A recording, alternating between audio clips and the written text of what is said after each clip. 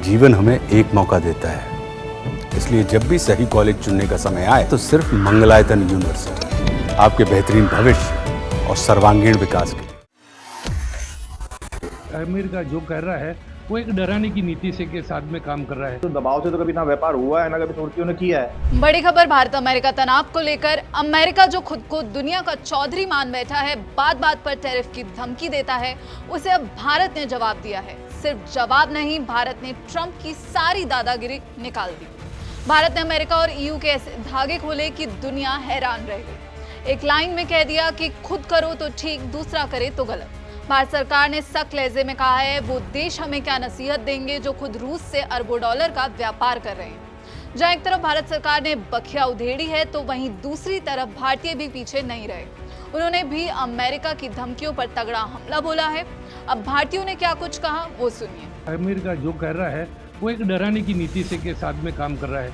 America खुद को मालूम है कि जो भी कपड़ा अगर हम टैरिफ बढ़ाएंगे तो उनके ही वहाँ के जो रहने वाले हैं उनको महंगा पड़ेगा और उसके बिना वो रह नहीं पाएंगे। जो चीज़ लेनी है उनको लेनी पड़ेगी। ठीक है, मात्रा थोड़ी कम हो जाएगी। तो मुझे नहीं लगता है कि अमेरिका इस पे कायम रहेगा। शायद हो सकता है इसमें भी चेंज आएगा, अगर चेंज नहीं भी आता है तो सूरत के व्यापारी या इंडिया के व्यापारी डरने वाले नहीं हैं। आपको मैं एक दाखला देता हूँ कि जो भी गारमेंट एक्सपोर्ट होता है, चाहे वो हमारा नोएडा से गुड़गांव, दिल्ली या मुंबई कहीं से भी हो, लेकिन 80% जो फैब्रिक है वो हमारा सूरत का जाता है। लेकिन हमें कतई कोई टेंशन नहीं है, क्योंकि हमें अन्य कंट्रीज है वहाँ पे हम विकल्प ढूंढेंगे। डोमेस्टिक में हमें हमारी सेल कैसे बनानी है वो विकल्प ढूंढेंगे।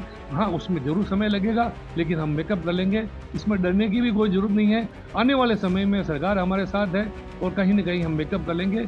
अमेरिका को ही झुकना पड़ेगा। आज ये 25 तक लगा है, मुझे लगता है 7 दिन की जो मोहलत दी है उसके बाद भी उनका शायद बयान आ सकता है। तो इसको हमें एज एन अपॉर्चुनिटी भी ले सकते हैं कि भाई ऐसा कोई एक हमारे पास आज जो डिफिकल्टी आई है उसको हम एज एन अपॉर्चुनिटी लेके यहाँ पे हम उसको किस तरीके से निवारण कर सके, उसके ऊपर सरकार को हमारे साथ मिलकर काम करना चाहिए। सर, यूरोपियन कंट्रीज है, अफ्रीकन है, एशियंस है और बहुत सारी कंट्रीज हैं जहाँ पे हम कम्पीट कर सकते हैं।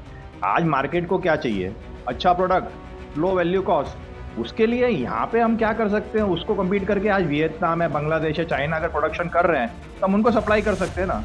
तो ऐसा तो है नहीं कि खाली वही सप्लाई कर सकते हैं, वही कॉस्टिंग नहीं चला सकते। अगर सरकारी पॉलिसीज अच्छी हुई तो हम उन्हें सप्लाई करेंगे ना।